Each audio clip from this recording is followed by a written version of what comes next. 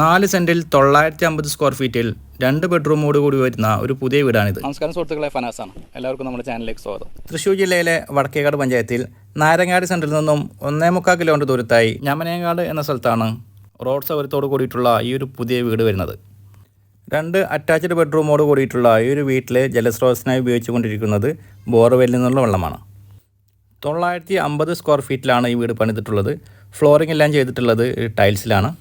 ഒരു ചെറിയ ഫാമിലിക്ക് താമസിക്കാൻ അനുയോജ്യമായ ഒരു വീടാണിത്. ഈ വീടിൻ്റെ സൗകര്യം വരുന്നത് സിറ്റൗട്ട്, ലിവിങ് ഏരിയ, അതുപോലെ തന്നെ ഡൈനിങ് ഏരിയ ഇതിനോട് ചേർന്നിട്ടാണ് വരുന്നത്.